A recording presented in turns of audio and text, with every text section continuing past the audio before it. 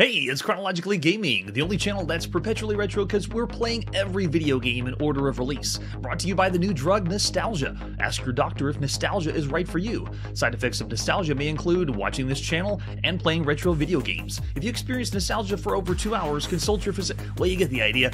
Welcome to February 1982.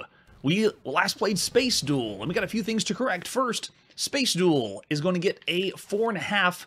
It is one of the best games you could play, but it is not the top of the top because it's essentially asteroids with a reskin.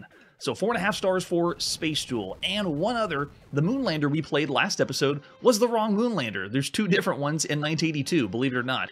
We did not play the Tom Mix one last time. We played the American Small Business Computers version. So here we go. This is the Tom Mix software version on the TRS-80 Coco. The real version. And the last one that we played was a definite bad game. Let's see how this one runs on Basic. We'll be getting a classic lunar lander feel because the other one was not that at all. There we go, Moonlander. Actually from Tom Mix software. Do we want instructions? Yes, we do. 1 to 4 people can play. Computer will ask each player for a gravity factor. The higher the factor, the higher the gravity. Button for the joystick has... Oh, and it already went to the next screen. Scoring is as followed. Number for landing site, gravity number for whole... Wow, it's going really... we haven't overclocked our Coco, but it's going pretty fast. I'm the only pilot here. We'll say 1 pilot. Input gravity factor. Let's try 5 and see what that's like. Pilot number 1, stand by. There we go. That's the lunar lander we're used to seeing. If you look down in the bottom right corner, it shows me moving the joystick to the left, where the horizontal and vertical value is, and then fuel is constantly going down. Is everything controlled with the joystick? Oh, very nice it is. When I move the joystick up, it fires the thrusters to help me go up. Very reminiscent of, we played a few lunar lander games with different control schemes. Some of them, you fire the rockets, if you want to fire the rocket on the right, which propels you left, then you hit the right button. But some of them just say if you want to go up, then just go up. And they switch the view too, just like classic lunar lander. Nice. Okay, we're just going to float down to the bottom. Let's see if we can get the value of 5. Can I move myself faster? No, I'm free falling. This is the normal free fall. I did set gravity at 5, so they have different options for you. Trying to readjust it. We still have that floating joystick we're using for the Coco. Get a little thruster in there. Gotta land nice and soft. Looking pretty good. I think we got it.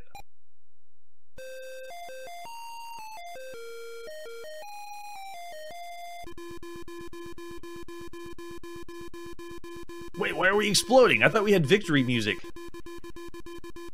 We'll just take that as a win. Oh, you blew it, cadet. They gave us a victory fanfare for blowing it? Okay. So, pilot 1, score is 0. How much fuel you have left? You can do a new game or in-game. Well, of the first try, most of the time when you play Lunar Lander, you're going to have to get used to the controls. But that one was a much better experience. So let's re-rate. Of the Moonlander we played by Tom Mix software, that is still around the average range for everything we've seen to this point. I'll say 2.5 stars. That Basic, though, on the Coco, the frame rate is still a little choppier than the other Lunar Landers we played, but still 2.5 stars. Way to go, Lunar Lander. Oh, yeah, and Lander 2 is better. Well, when's the release date of Lander 2? Because I thought that was in 1982, and Lander 2 was in 83. We have to keep it chronologically here. Yeah, so if it's the 2-pack, did both the 2-pack come out in 1982? Oh, simultaneous. Okay, yeah, so let's see it. Let's go and see Lander 2. The better version of the Lander games. And I almost loaded the other version again. Almost fooled me a second time. So here we go again. The Lander 2 by Tom Mix software. Thanks again, L. Curtis B, for providing the game. Here we go. The sequel. How much better is Lander 2? And kind of a funny concept. If you program a game, Moonlander 2. If you program a game and then you have the beta version or a dumber version and you have the same version on the same disc as a compilation, I don't know if that counts.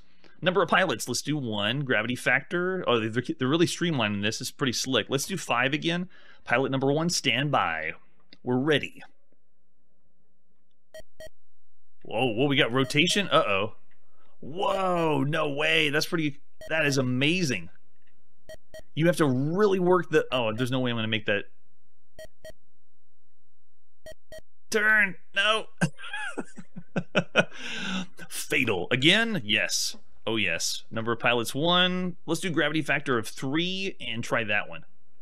Now, the only button we had in the other version, in Lunar Lander 1, I was able to move the joystick to control the jets, but now it looks like they're only controlled with the... Yeah, they're only controlled with the button on your joystick. No, turn! Okay, we're able to turn that one around. Let's see if we can get this to go... Oh my gosh, fatal! Again?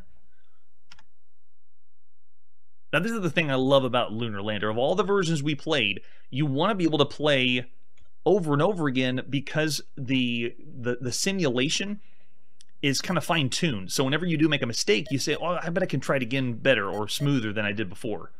All right, so let's turn ourselves around the other way.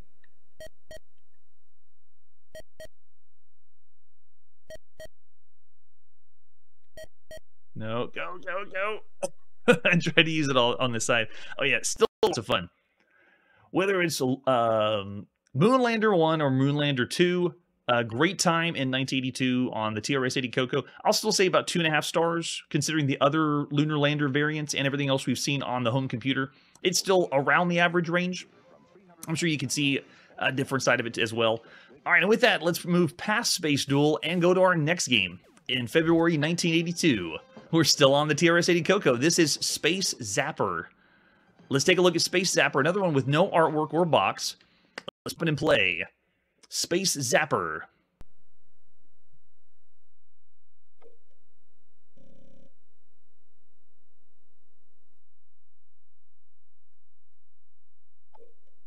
All right, running another one in basic. Let's check the frame rate and see what happens. Space Zapper, 1 minute, please. Well, we don't have a minute. I'm going to fast forward. The luxuries of now. In 1982, though, you'd have to take your time. Oh, and we're already exploded.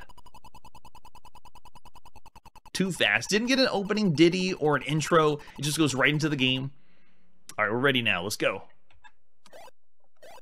Oh, nice. Okay, here we go. So it is Space Zap in the arcade that you can play at home on your Coco. We're not assaulted with a green screen in the background. It actually plays kind of like you expect. I cannot turn directly to where I need to go with the arrow keys. I'm rotating left and right the turret around, and then spacebar fires. And they even give you the luxury of destroying where the bullets are coming from, rather than just the incoming fire. No options or varieties. Oh, here we go. Oh, I like this. Oh, yeah. So they did a variation of the enemy you saw in the arcade as they fly around. An excellent idea. It makes you feel like you're playing a roulette with Space Zap.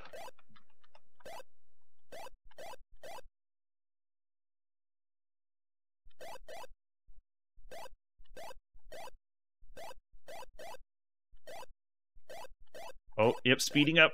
Oh my gosh, that was close.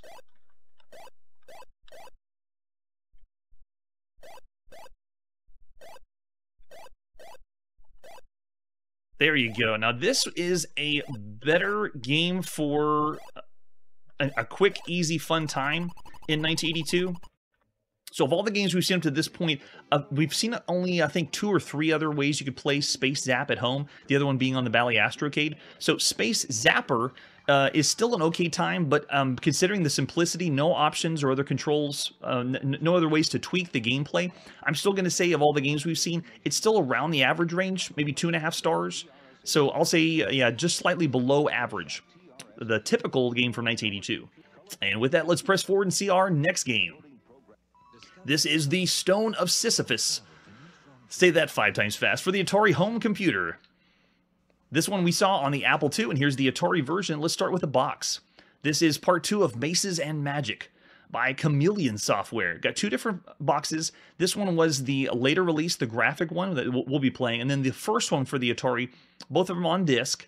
If you flip it over in the back, it looks like the other Adventure International releases. Maces of Magic are fantasy adventures involving you and your computer, armed only with your wits, a microcomputer, and the software provided. You can become the hero of the meal your destiny dictates. You create a character, equip him or her in suitable weapons and armor, and enter the dungeon in search of fame, fortune. Neither is particularly easy to obtain. Now, the way this game works is they're calling it a role-playing compu novel, because it's not just a role-playing game similar to Dungeon Quest or Wizardry or Ultima and things like that. This one is a text-only game. What they did in this is just add some graphic flair to it. It's like a graphic novel in a role-playing sense. So flip it over the back. Looks like the Atari version's by David Simmons, or Dave Simmons. Way to go, Dave. Welcome to our dungeon. Monsters, trolls, orcs, maybe a few teeny-weeny ones. And that's the other thing this game does. It allows you to play the game, but it's comical. It makes fun of itself when you play. Not like it goes into the old English like you're going to completely role play. So here's the advertising flyer for the Stone of Sisyphus.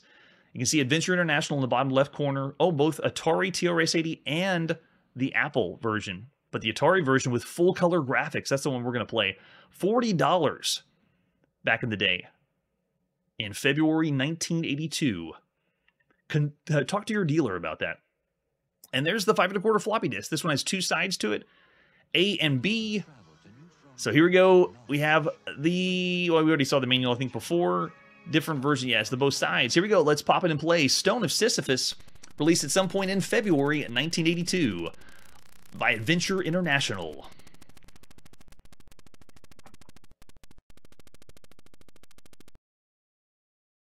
Alright, so this game is designed to be a little more humorous than the typical role-playing game. I would say the king of comedy at this point with video games was the Black Sage. They had the best well-timed and well-written comedy. This one is, it's alright, it's doing okay, but it's kind of held back because it's a role-playing game with text only. Or now they got a few graphics, but it's still not the full package. Alright, here we go. Press the key to begin. What do you want to do? We want to continue a saved game. Keep the program in discs. We're getting ready to flip it over. That's right, it's on Atari. The Atari home computer. We're on the Atari 800. Which will soon be, by the end of the year, the Atari 5200. The release is close. Okay, so we're flipping the disc over. Just imagine you're having to do this yourself in 1982. And then we push return on the keyboard, and let's go.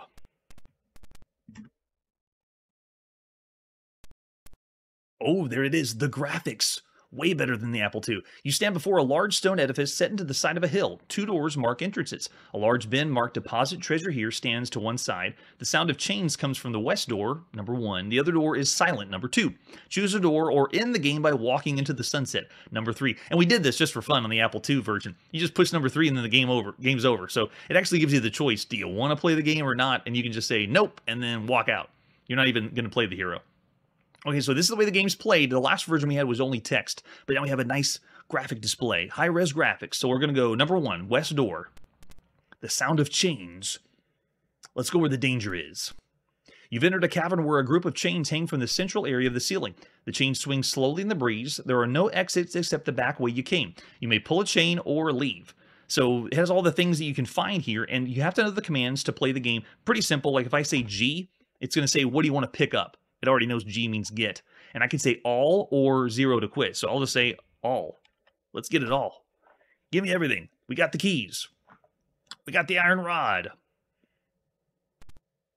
We got monster photos. I don't know what the monster photos are. Incriminating photos. We got matches. Got the crystal globe. Nothing's left here. And now we make the decision of which chain are we going to pull. So pull a chain. Gives us the option. We push number 1, nothing happens. Oh, maybe number 2? No. Okay, so we pulled the chain, but nothing happened. So I guess we'll just leave. Okay, we're out of here. This game slightly gives you options of different scenarios. So you go into a room and it we'll go and go door number 2. You go into a room and it plays out and gives you options of what you select. And so as you're playing the game, it has the role-playing elements, fighting enemies and so forth. You have armor and weapons, and that'll increase your character's level as you play. But it's kind of a mix between both a text adventure game and a role-playing game.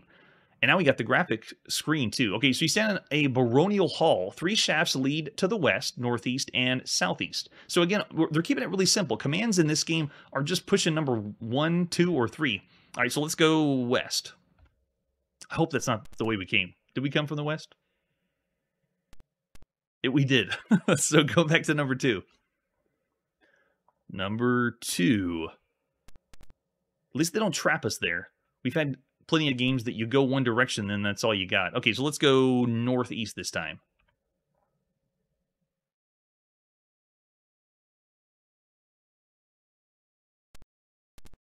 Signs of a new construction are evident in a narrow shaft to the southeast. A wider passage goes northeast and southwest, and there's a rope here. Okay, so that's where we'll stop this game, so you kind of get the idea of how it plays. The game is...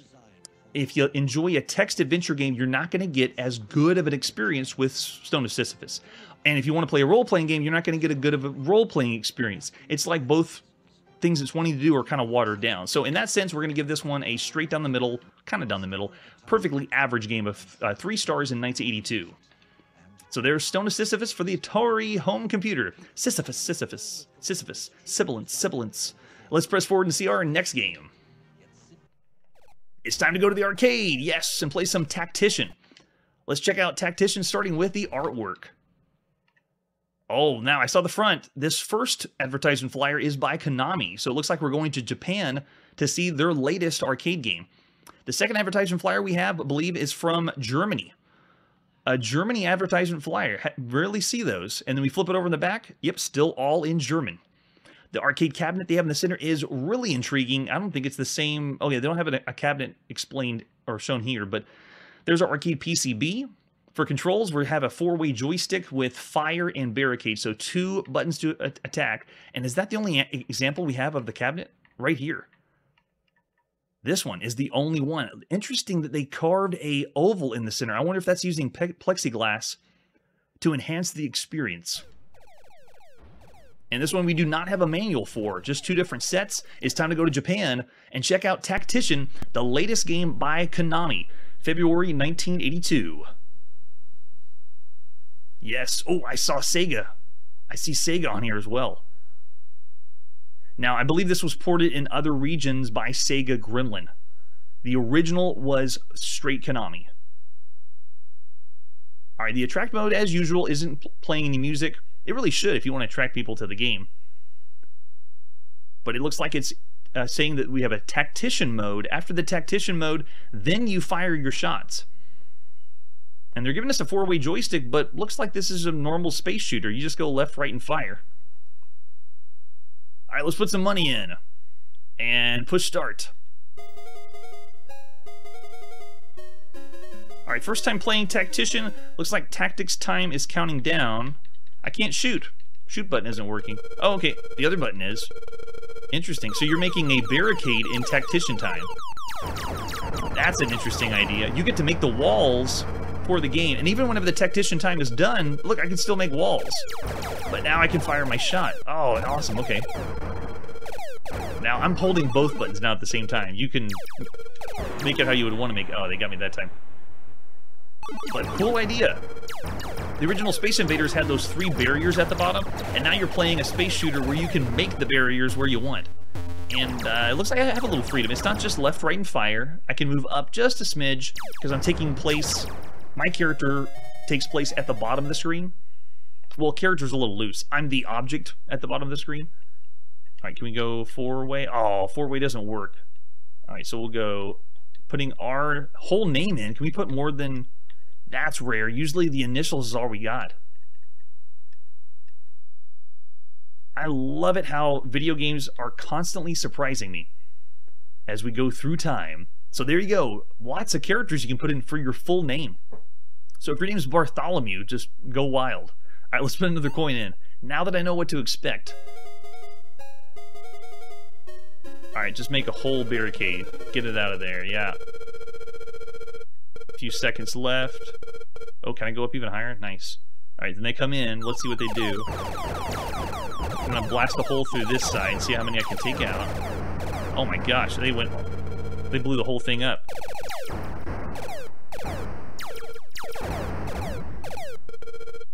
And it looks like I don't have a limit on the number that I can make from my barricade.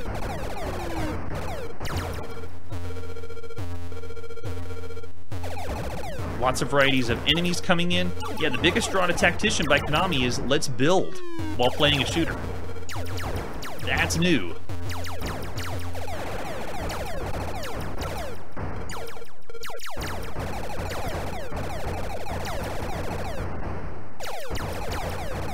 Yeah, this is great. You should probably even spell your name with the barrier if you wanted to. Alright, so Tactician time, go, go, go. Let's see if we can get all the way across to this side. I'll do my other strategy, see if I can blow a hole and take out as many as I can right here. Oh, I'm slightly protected. Oh, and it looks like they got a bomb emplacement that they go in to take you out. Very clever game.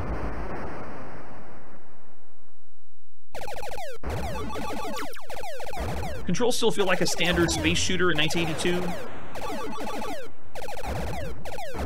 It's that gimmick of let's build our walls up is excellent.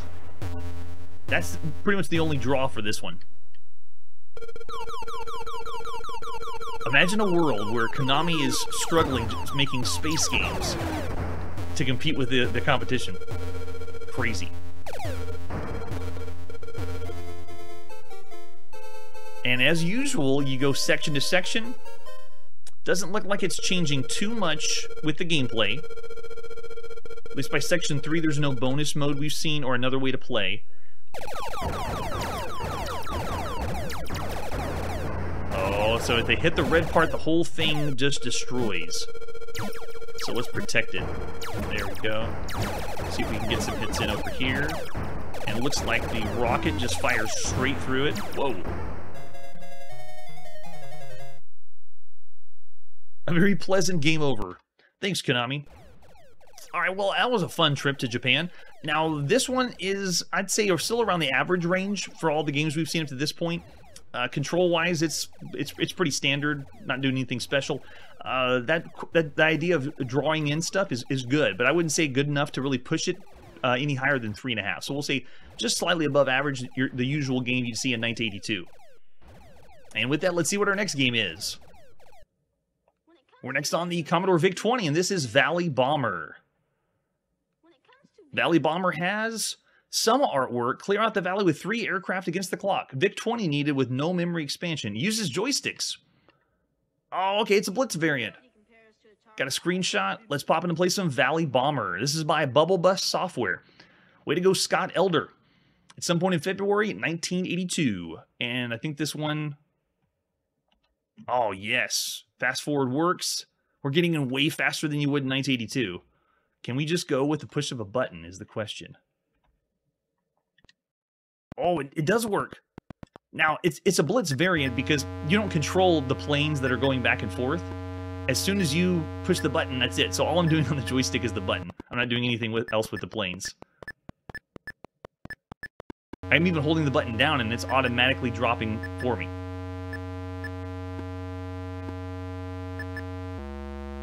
This is a formula we saw back in the 70s in the arcades. At this point, I mean, this is it. This is the game.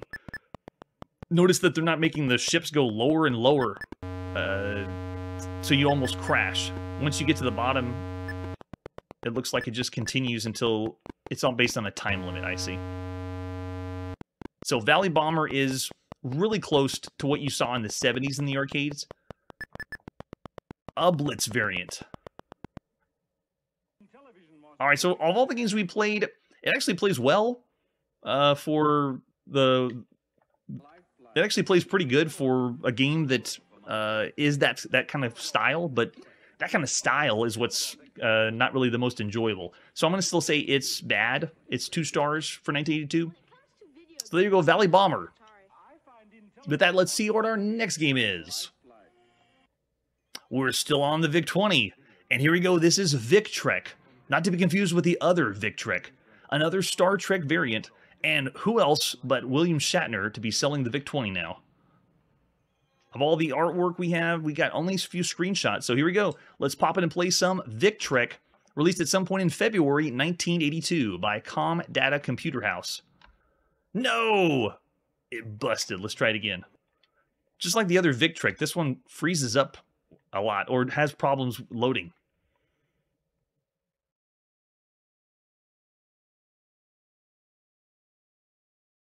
We're in, yes. All right, what difficulty level do we want? Let's start with 1. There we go. So if you're used to the Star Trek strategy game, this is what it is. This is what you're playing on your Commodore VIC-20. You have different quadrants you travel to, and this one, I believe, is not being controlled with any joystick at all. Yes, so it's only keyboard. So you have to know what commands to type in. Let's say I want to go warp. Or, what is it? Enemy date? Oh, help. Let me try help and see if help works. Nope, no help. So you have to know all the commands to type in to move to the quadrant to fight the Klingons and blow everybody up. And it's based on like a strategic formula. So of all the games we've seen up to this point, we're going to see this a lot. This is one of the most popular strategy games you could play, and it's going to be copied and copied on computer and computer. I'm pretty sure it would be warp that would go to the next one, or the next quadrant. Let's try drop. Yeah, I gotta know the commands to go through the game, but I'm still gonna say of all the games we've seen to this point, it's still a subpar video game, about 2.5 stars. If you like strategy games, you'd love it, and especially if you're a Star Wars fan. So there you go. That's Vic-Trek for the Commodore VIC-20. Let's press forward and see our next game. We're blazing through February 1982. Here's Viper for the Apple II. Let's take a look at Viper and see what it's all about. This one, we don't have any artwork except a fake disc and a screenshot. So many games that are out there that don't have scans of the original boxes, or they're very hard to find. Let's pop it and play some Viper, released at some point in February 1982 on the Apple II. Another one cracked. Yes, this is by RDA Systems. Does it have? Yes, Steven Landrum. Way to go, Steven, did this one. So it looks like we're a snake-eating mice. Do we want to load high scores from the disc? No. And it does a demo mode, just like you're playing an arcade game. It's a snake variant. Viper, of course it is. All right, so press any key. Looks like we can play demo, turn the sound on and off, the challenge factor, instructions. Let's see instructions. So this one's controlled, I don't think, with the Apple joystick. You have to use keyboard, IJKM or AJKZ, or the arrows in the direction you want to go. Challenge factor is, oh, nice. So they switch up the snake and mouse speed and then obstacles. You get 3 Vipers to catch as much mice as you can, hitting your tail or obstacles, or the border kills a snake. It's a snake variant. We got it. So let's change up the challenge. Let's make it crazy. Let's make the Viper really fast. 9, mouse speed, 5. And then obstacles, yeah, let's do A. And go. All right, we're ready. Oh, there we go. That's how you play. Crank to the max. That's probably the fastest way we've ever played Snake. We haven't sped it up this quick.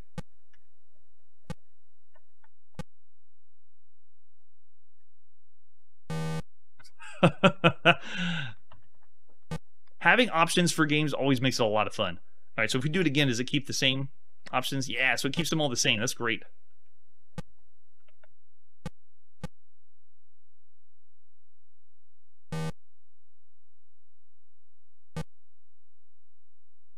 Let's go.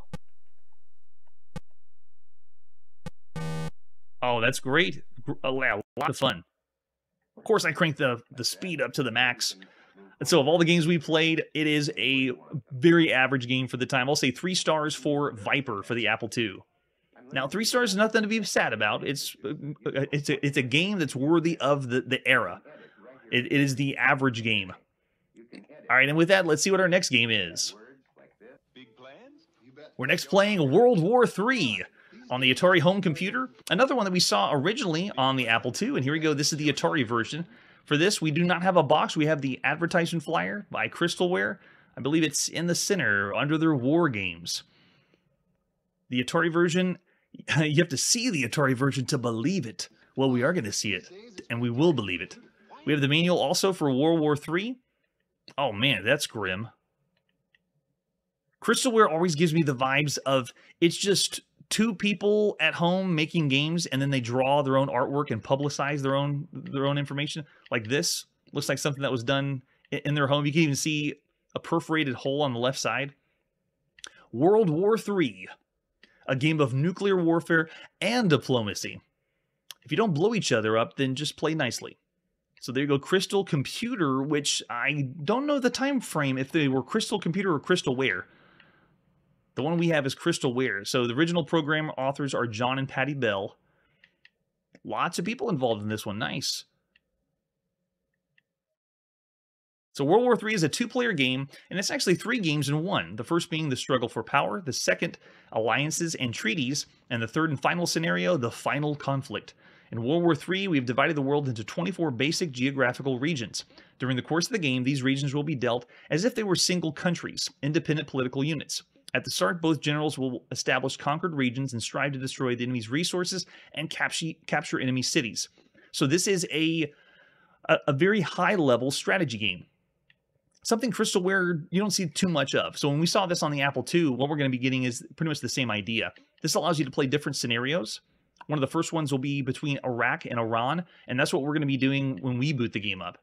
It explains how to get started, and I think booting it up, yeah, the first scenario is Iraq, the regions that you inhabit, and then Iran, the regions that they inhabit. And then play begins in the Middle East map. Each country has a finite number of military units to begin the game. As the game progresses, new and replacement units are being manufactured by each country's military complex and will be delivered to the capital cities for embarkation. At various intervals, you'll be given the opportunity to see a special status production report showing items ready for delivery to the capital city for immediate use. Destruction of one's oil refineries and oil wells by military force will effectively paralyze one's production, at least temporarily. And it says, oh, you also can procure a few nuclear LAWs, land anti-tank weapons, and use them to destroy their factories. So commands to play the game, I think this uses the Atari VCS joystick. It better be. Anything on the Atari home computer, I want to plug it in and use the joystick. All right, so this has the multiple move. We thought it'd be rather dull if each player simply moved in turn. So once the battle portion's begun, each player is able to input 3 sequential moves. After spacebar is pushed, the battle will begin in real-time action, complete with sound effects. This means, for instance, one player may move his army, attack with jets, and retreat all in one move. Maybe the opponent might use all 3 moves for an advance, a strike, and then a retreat. Properly utilized, this can provide some entertaining as well as strategically clever moves. This is kind of what Crystalware does. They have a lot of ambition. They want to put these amazing ideas into a video game. It is just not implemented very well. And that's what this does. And that's why when we played the Apple II version, it had all the elements like this should be a really good strategy game, but it just isn't put through correctly or as well as it could. All right, so it breaks down all the different military forces. There you go. That's what they look like. They didn't even give you pixel art. They just have line drawings. And then the type of movements you can do is embark, attack, bomb, drop, and then the special commands. You'll need to know all this like most of the strategy games at the time. And then the terrain you'll be traveling on, other landmarks. I don't even remember if on the Apple II we had the manual. But thanks to Atari Mania, they have every manual. I love you, Atari Mania. Atari, are you kidding? All right, we'll go back to the manual if we need to. Let's pop in and play some World War III. It's some point in February 1982. The latest tactical strategy game for your Apple. I mean, your Atari. Whoops, sorry, Apple. Whoa. They woke you up with an explosion. There just better be lots of nuclear weapons. Okay, we're in. And we begin with Name the General of Iraq. Let's call him Chrono. Name the General of Iran. Sloopy. It was the last person in chat, so Sloopy it is. So the nation of Iraq, General Chrono, use the joystick to see the map. Oh, cool, let's do it. I get to use the joystick? I do! Atari VCS joystick works! I do think that's really cool that what Crystalware is able to give you this kind of scrolling around the screen to make it feel like it's really big of a game. That's probably the most impressive part. That's great. And then press the joystick button to continue. Okay. All right, so now we go to our moves. So can we do M to move? Oh, invalid move. What? See the map, and then...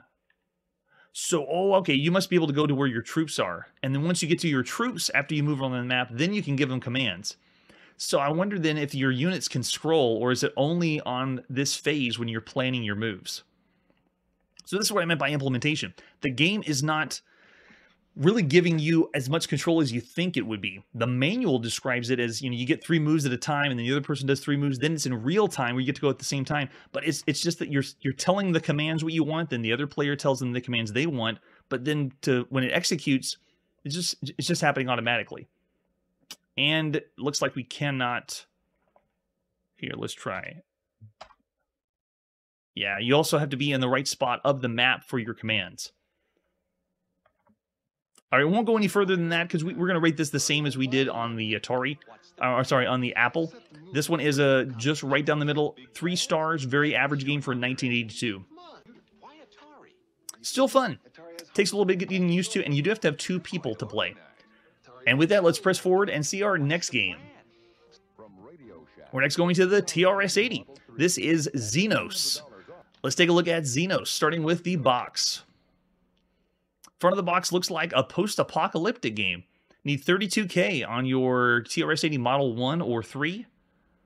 Very nice artwork. Flip it over on the back. Yeah, the dystopian world, or maybe Mars, a distant planet. There's our 5 1/4 floppy disk for Xenos. It's by Robert Arnstein. Way to go, Robert. And we got the manual, too. Whoa. The Xenos manual? I don't even know what this game is. What is Xenos? We're going to breeze by a table of contents. It's got a story, an intro. Looks like we're talking to a general or a colonel. And, oh, is this where it tells you about the game? It should, right? There you go. Xenos is an intriguing and complex adventure. Your mission is to explore Purgatory and its surrounding desert. Wait, actual Purgatory? Find out whatever has left the town deserted and destroy it before it wreaks havoc on anything else. Okay, Purgatory must be the name of the town. You can become a hero or a small pile of ashes. What happens is up to you in logic and your ability to make use of any equipment you find. Your TRS-80 will help you discover what you need to survive. It will perform commands you might give, like take the shovel or go north. It's an interactive fiction game. You can use commands containing more than 2 words like put Jack on car. Each time you give the computer a command, press enter to see what happens next. To find out how well your mission is progressing, type score. You'll be told the percentage of the mission completed so far. If in the excitement of discovery or the heat of pursuit you forget where you are, you can find out by typing look and pressing enter. Other useful commands are I for inventory. We're familiar with that. Diagnose to see your physical condition, and then quit. And that's pretty clever. They took the manual and they gave you what you can type in and made it boxed in to kind of like highlight this is the commands the computer understands. Now you can start your investigation and perhaps even wind up world famous if your powers of logic are tuned finely enough. Good luck. A usual trope in the early 80s. If you're smart enough, you can solve any text adventure game. Here we go. So let's play Xenos at some point in February 1982 by Robert Arnstein. Arnstein? We played lots of text adventure games, as usual. If you don't play them all the way through, you really can't be the best judge of character. So a lot of times I look up the rating at the time, what magazine publications said about games, to have an idea if this really is good or bad. Xenos, stranger beware. Okay, we're in. Highway West, you're standing on the highway. In the distance to the east, you can see a small town. There appears to be a gas station on the south side of the road, about halfway between you and the town. To the west, the highway stretches to the horizon. Yeah, if you want, I guess you could go back and forth. Mr. Arnstein? Okay, so let's go west. You're still in the desert. Empty highway travels east and west. Let's keep going west. You're still in the desert. All right, let's keep going. Still in the desert. Highway curves here, leading due east and south. Boy, this desert's going to be tough to cross. I'm already getting the vibe that this game isn't the same quality because the screen isn't split up and there's nothing happening to really let you know where to go. So it's not a hold your hand kind of text adventure game. They're not saying these are the exits, this is what you see visibly. Let's see if I say look, what does it say? Okay, it just repeats the text that it said before, but it doesn't say this is going to be tough to cross. All right, let's go north. We're still in the desert. A 3-foot-tall, shaggy creature with razor-sharp claws and slavering teeth stands before you. All right, so let's go north. You're still in the desert. There's a 2-inch green cube here. There's a rod with a green sphere here. Nearby, an alien being is squirming on the ground. It looks up at you and says, "Gleepoop," and points at the cube and then points west. Then he becomes very still. He can really feel the heat of the sun burning down on you in this desert. Gotcha. Let's get that cube. I'll take that cube. The 2-inch green cube taken. Oh, nice. They don't just say okay or nothing. You know, usually when you pick something up, it doesn't give you a response for it. All right, so let's get the rod too. The rod with the green sphere taken. Nice. All right, so now let's go back to the town. You're still in the desert, the 3-foot-tall shaggy creature. Okay, ignore. We won't go by that guy. And now let's head east. Still in the desert, empty highway travels east and west. We'll keep going east, but something seems to be following us. Still in the desert. Oh, something seems to be following you. Boy, I'm so thirsty. And then one more east. Well, it seems you made it across the desert. However, when that nasty creature in the desert attacked you, you were poisoned. Perhaps some antidote could have saved you, but it's too late now. You are dead. You have completed 10% of your mission. Of all the text adventure games, I have to admit, we didn't die extremely fast. But we did die, as we usually do on Chronologically Gaming. So there you go. There's the quick example of Xenos. I'd say for all the text adventure games, or adventure games, what they were called at the time, we'll say 3 stars. Very average for 1982. And I'm sure we'll see it again. Lots of these we get ported to computer after computer, so it's going to come up at some point. And with that, let's press forward and see our next game. All right, it's time to go to England and play the Sinclair ZX81. This is Zombies and Sword of Peace, a 2-parter, a 2-pack. Let's take a look at the box for Zombies and Sword of Peace. Very nice.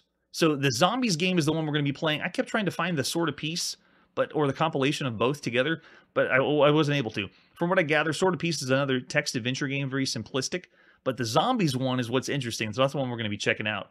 If we open up the whole sleeve of the cassette, it gives you loading instructions, but does it say anything about the game itself? Looks like this is by Arctic Computing. Don't see... Yeah, it doesn't say anything about the games. And then example of the screenshot. Here we go!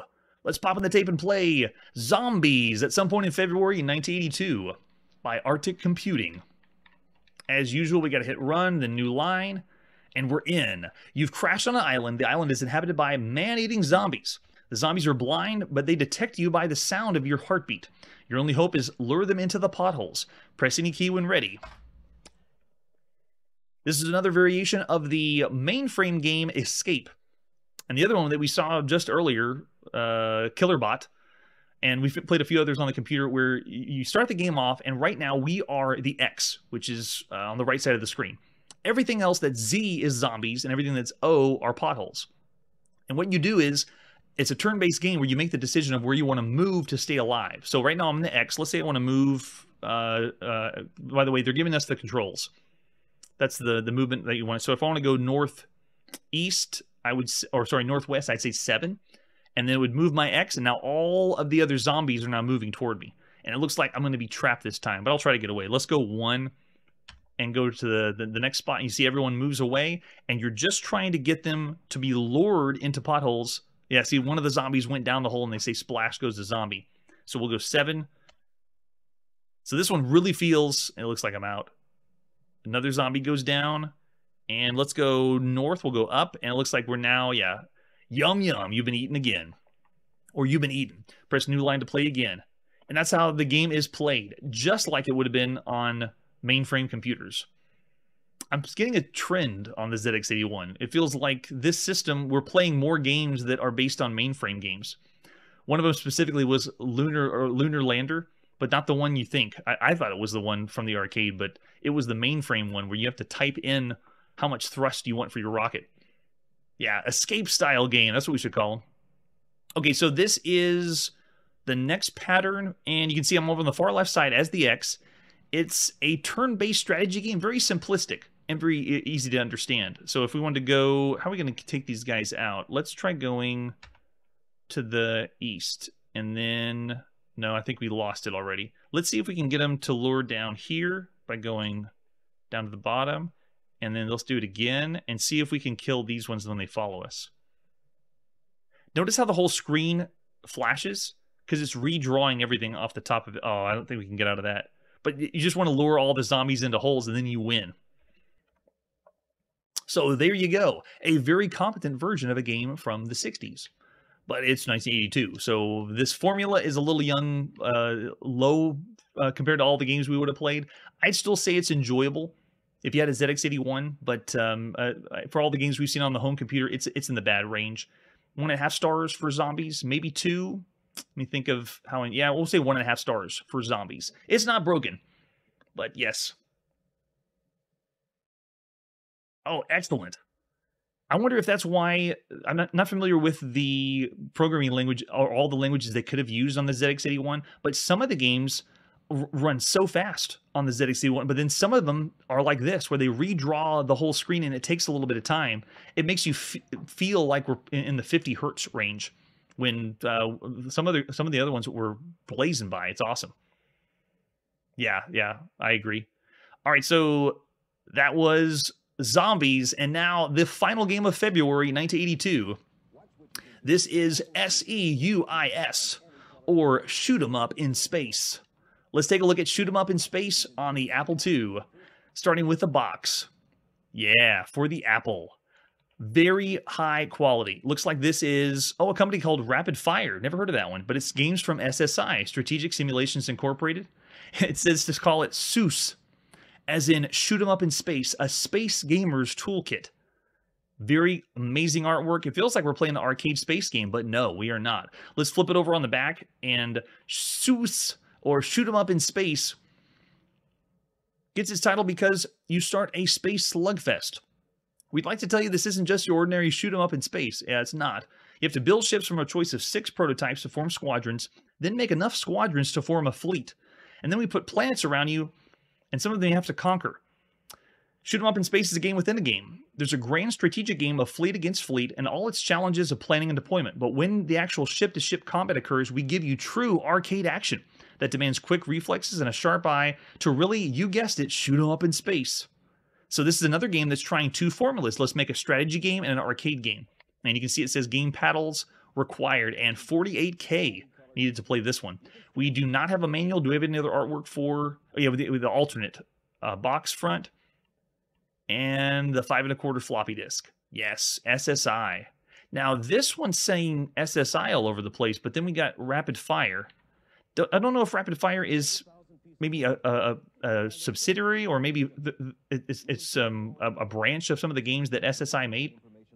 I'm not sure. All right, let's pop in and play some Shoot 'em Up in Space, the very last game we're playing from February 1982. Yes, let's go. Strategic Simulations Incorporated usually takes a while to load, so I will begin the fast forward process. There we go. All right, so the Space Gamer's Toolkit. This is by John Lyon. Way to go, John. We can begin the introductory game, play a new game, restart a save game, create a game, combat practice. Okay, let's just do the intro game. You can get the idea, and then we might come back and watch the demo. So play the intro game. Let's go. I'm going to speed this up again. There's so much that's going on in the background to make you play the game that you would have to wait a lot. We've seen quite a bit on the SSI games. All right, hit return when you're ready. Now, what we're doing is we're commanding or deciding what we want for our roster. So we have different ships. They have small icons, or the symbol that they're represented by, and then numbers that you pick. So I'm just going to hit return when we're ready to go for the full roster. But you can pick your ships and customize your ships.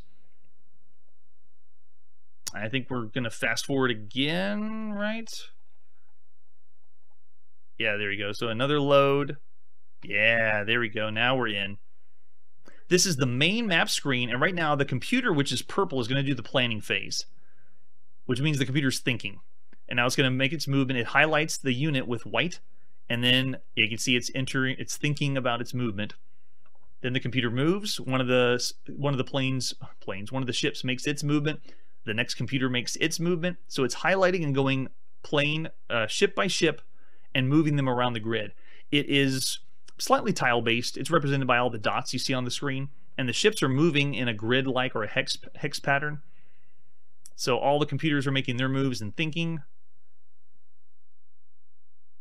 Every single one of these symbols is represented by several ships: attack power, strength, shields, and so forth.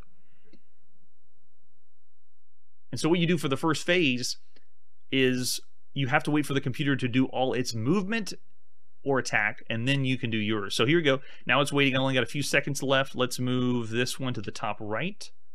You can see that ship moved to the top right, and then this one, let's go for an attack. Let's go 6. So let's move them to engage combat, so you can see what the combat looks like. It's going to go through another loading, and we're in. So they already did their move. The green player's up, and all we do is we make decisions now to allocate energy to the ships. So green player's up, purple player, please turn away. I don't know why it says that, because I think you can play with 2 people. That we're doing an intro game to get you familiarized with how it works. But if you play with 2 people, you're supposed to do the honor system and look away while the other person makes decisions. Okay, so do we want a new weapons value? Let's do 717. Okay, how much do we have resources left? Okay, let's do 212. Oh, that one won't work. Let's see how many points we have left. All right, just try 525. Now, this is where we would need the manual to determine what kind of energy resources we can distribute and how we can redistribute. I want to be able to get to... Maybe it's because my shield amount isn't enough to do that. Let's go with this one.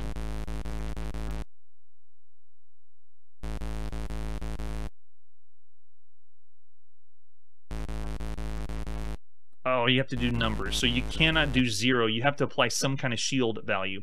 So my squadron has 5 ships represented on the left side. You determine what kind of weapon energy you want to give them, shield, and then what's the last one? Rate of fire. After you determine that for all your ships, then you go into the attack mode. And whenever I was doing testing on the game, I was able to put in values and it was working, but now it's not working correctly. Because whenever you play, they're randomizing how much energy you have. And since I have different energy, now I'm just not familiar with what will work correctly to put in for numbers. So let's try something low. How about 222? No, 222 won't work. What about 333? No, so that one still won't work. And 111 won't work. Yeah, that one won't work either. So after you get past this mode, then you fight as usual on a top-down like space shooting game, but it's still from a very high up perspective. Said I could give you a demonstration of what it looks like, because this is another very ambitious title that's trying to combine strategy and arcade, but it doesn't do them well. Both modes are very watered down, considering you could play a much better arcade game and a much better strategy game. So it's more of, do you want to play a game that has both elements to it? So I'd still say it's not pushing it to the point that it's a bad title. It's still around the average range. But I'll say 2.5 stars for Shoot 'em Up in Space. It's ambitious, but just doesn't execute as well. And how bizarre is it that the very first game that calls itself a shoot 'em up is a game that's a strategy game, not an actual shoot 'em up shooter game? Bizarre. So there you go. That's Shoot 'em Up in Space for the Apple II. And with that, let's press forward and see our next game. Welcome everyone to March 1982. Our very first game is Edition Invaders. Edition Invaders is another game that we're just going to show you what the game looks like. It's very simple. There is no action. All you do is type in the number, and once you do the number, it shoots the ship if you get it correctly, and you move on to the next round. Or if you want to put it where I'm not going to play the game because my math is terrible, whatever you want to believe, we're not going to be playing Edition Invaders. For this one, I'll say of all the games we've seen up to this point, it's still a bad title. But very bottom of the bad. I'll say 1 star for Edition Invaders. And with that, let's press forward in March, seeing our next game. Our next game is on the Commodore PET, and this is Alexander the Great. Being advertised on the left by a British mom to make it where everyone can play with a Commodore PET. This is a game that we do not have the cartridge or the cassette or the disc for. Alexander the Great for the Commodore PET is another one that we won't be able to play. It's a 2 to 6 player strategy game, text-based only war game. And you just make different decisions and commands on a text spreadsheet, so no graphics for this one. And it's amazing that we're still getting Commodore PET games. I wanted to include this just to say that even now at this time, in March of 1982, the Commodore PET still has games coming out for it. And I don't mean like made by some individual person. I'm talking a company has released a game for the Commodore PET still in March of 1982. All right, so since we didn't get to play this one, I'm going to have to say it's a 1 star rating. A barely broken bad title that we could play, but the PET is still alive out there somewhere. Alright, so that's Alexander the Great for the Commodore PET. Let's see what our next game is. Here we go, it's in the arcade again, and this is Alibaba and the 40 Thieves. Not the Alibaba that I thought was amazing on the Atari home computer. Let's take a look at the advertising flyer for Alibaba and the 40 Thieves. Looks like we got 2 of them. One that possibly is a fan-made advertising flyer, but the actual one. We're going to Japan. This is the advertising flyer for S.E.U.I.S, which was distributing it, but I believe this one is all Sega. We're going to play some Alibaba. Controls are a 4-way joystick, 1 button to drop, and then there's our arcade marquee for Alibaba and the 40 Thieves. We have both the Alibaba version and the Mustafa and the 40 Thieves, which is the bootleg. We're going to play the original. We're going to Japan and playing Alibaba and the 40 Thieves, released in the beginning of March by Sega. Yes. So this is Sega doing the top-down maze variant. They're even doing Pac-Man style. There's the thieves, the captain, the money man, and then the mystery person.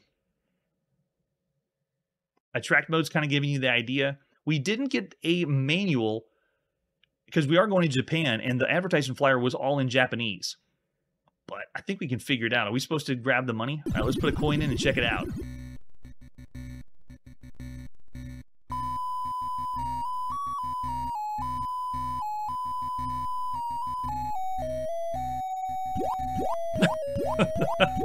I'm not controlling any of this. It's doing a cutscene. Ah, that was the thief, so we gotta bring our treasure back. Alright, we're in. So I have... Oh my gosh, I hit a question mark. And I have a giant enemy coming after me. The first question mark I try. And we got one of the largest sprites we've seen on an arcade maze game. Alright, we'll try this again. Can I go through any doors?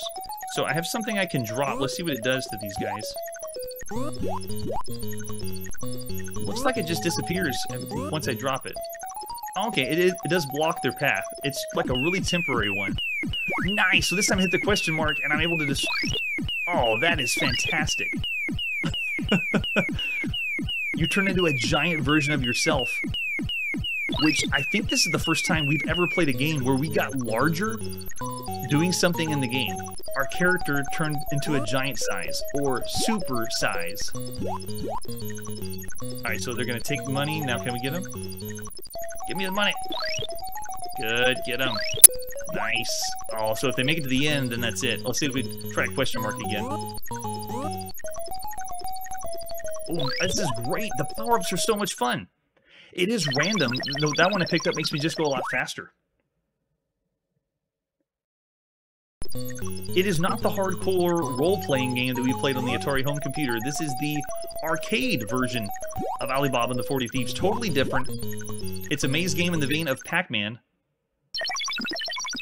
Yeah, I love it. This is a great idea for how to make you able to get power-ups The enemies that go from one side of the screen to the other are carrying money, and so they turn from enemies you have to avoid to enemies you want to get when they pick up whenever they pick up money.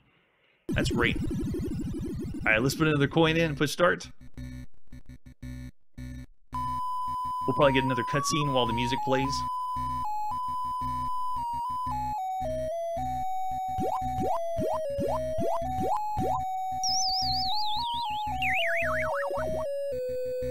It already was a good idea to have the enemies grab money, and as they come back, then you can grab them without having to get power-ups. But then they added the power-ups, which are obviously always random. It's like a gamble. What's going to happen? And it looks like one's chasing me. So I get a hint of the artificial intelligence there. All right, we got him. Got two.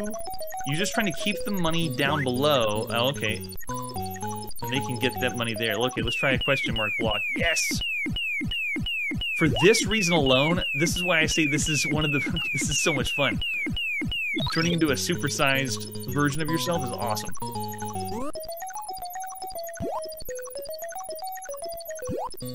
Oh yeah, it looks like Red's just gonna keep chasing. And they get warped back to somewhere. Let's try another one. Yes!